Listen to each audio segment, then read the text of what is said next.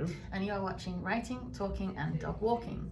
Now, as you can see, we are not actually walking at this point, No, we're but not. that is because we have walked and Molly Dog is under the table.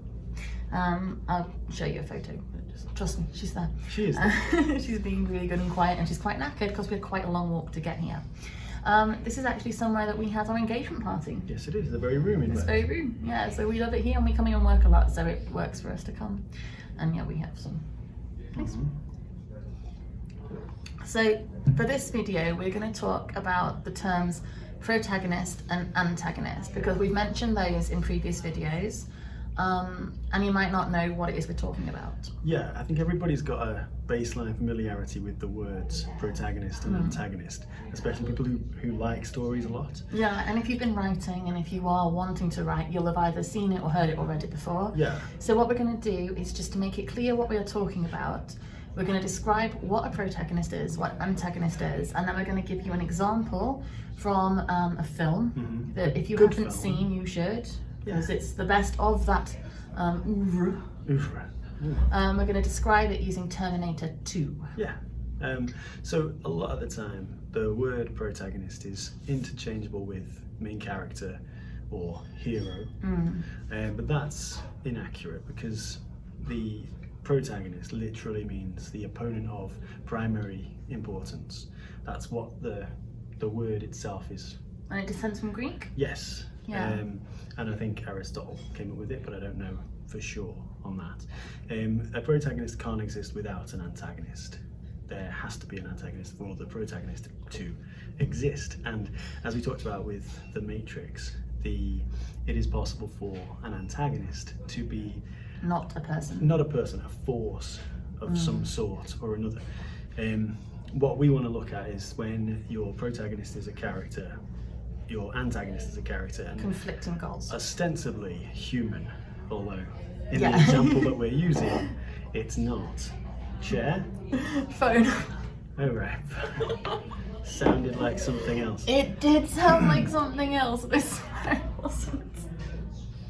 So I'm fine. yeah, the opponent of primary value means that in order to be a protagonist, you are an opponent of someone else, which draws in the concept of conflict into storytelling. And of course, that's something we talk about all the time. We're going to talk about conflict a lot. Yeah, we'll probably do a video specifically about conflict, just to again explain what it is we're talking about. So yeah, using Terminator 2 as an example, and I'll explain why it's a really good example. Your protagonist and your antagonist in that film both are after the same thing for different reasons, and they can't both have it. That thing being John Connor. Yeah, they are locked in conflict because as they return from the future into the 90s, one of them wants to protect John Connor and the other one wants to kill him. And that's a very simple and elegant in its simplicity. They can't both have what they want, but they are both pursuing what they want, and they are almost completely equally matched in that pursuit. Yeah, and it's a good relationship between protag and antag because the antagonist is actually stronger. Yeah. The Protagonist, Arnie. Yep. The original Terminator. The original Terminator. It's difficult, isn't it? Because they're both the original Terminator. He has to go on a journey to be able to beat new Terminator. Yeah, because in a straight fight. Stabby. Yeah, liquid stabby man. In a straight fight, the new Terminator will win because he's much harder to kill, much better at killing. So More advanced robot. yeah, which is why he doesn't need all the bulk. Exactly. So it's a really good way of looking at it, that if you have an antagonist and a protagonist who both want something, the story follows them in their equal pursuit of it, but neither of them can have it. I mean, they can't both have it because it's in conflict with each other. Yeah, and the reason Terminator 2 is classic for this particular type of example It's an excellent movie. Well, not just that it's an excellent movie, but these two characters are not pursuing anything else. Exactly. They are single-minded. So the conflict actually drives forwards without any. And a lot of the time you'll have protagonists and antagonists who have got multiple motivations, and there's a lot of other things going on, but which we will talk about how to do that in another video. Really... But if you're going pure and clean, 1, 2, both after the same thing, both can't have it. This is a sort of introduction, if you like, Yeah. to the relationship between the protagonist and the antagonist. And as we get into other stories, Everything can be more complicated and make it more developed. it but will inevitably be more complicated. Yeah. And if it wasn't, if there weren't stories with more complex relationships Stories would be boring. between, well, then we'd all be sick and tired of watching robots exactly. try to, But save or kill a person. One of the I reasons, think we are sick of that because the Terminator movies are bad now. but the new one has got Linda Hamilton in again. Yes, we haven't seen it yet. It's not out yet. No, but when we're talking about it, but it I'm might sure depend when the it video will. comes out. But yeah, I think one of the reasons Terminator 2 is such an excellent film is because the clear lines of conflict are there, because the antagonist-protagonist relationship are so clear.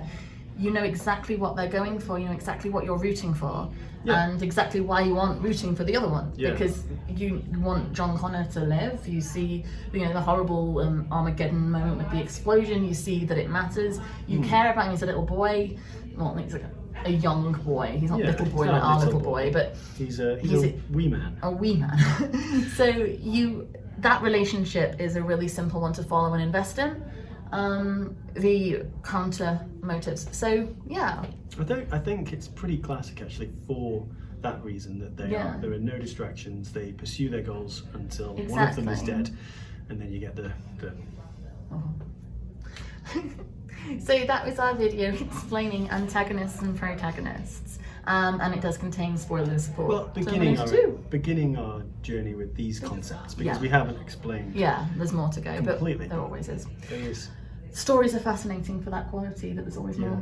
But if you're writing something and your story is too complicated, it might help you to think if these were psychopathic robots from the future, they wouldn't care about all of those other things. And what are the main driving factors that are motivating your characters to pursue whatever it is they are. And the thing is, you can say, based on how good and successful this film is, simple isn't necessarily a bad thing. Oh, it's you don't have to overcomplicate it to have a good story. No, in fact, I would argue that even though we're going to talk about more complex versions of this relationship, the relationship between protagonist and antagonist, the fundamental thing that connects these two types in your stories and in all stories is as simple as that. But in Terminator 2, there's just nothing else to get distracted by. So thank you very much for watching this video. You can find all of our work on www.sirenstories.co.uk. On there are links to all our books, podcasts, other people's work as well, not just ours. Busyness out there. Go there. Also, there is a subscription button on there where you can win 3 things every month. There are giveaways, so don't miss out on that, because you can win books and merchandise and all sorts of things. Also, if you can give this video a big thumbs up with the little thumb button that's down there, and also if you like the Terminator's thumb sticks out of the lava at the end of the thing, and then And also, if you could subscribe to this channel, you will not miss any of our videos in our little course on writing tips. Is there anything else I need to say? Oh, find us on Twitter. I'm at Judy Ann Rose. He is at John_Muck. And you can come there, tell us anything you want to know about, ask us questions, because we've been answering those, and it's great because we love to we want to give you the advice and guidance that you want to become a better writer. If you have a favourite story, a favourite film, a favourite book, and you want us to examine the relationship between the protagonist and the antagonist in that, we will do it. And if you feel you can learn from that, then that's even better. So thank you very much, and we will be back again with another video. So thanks, bye. Bye.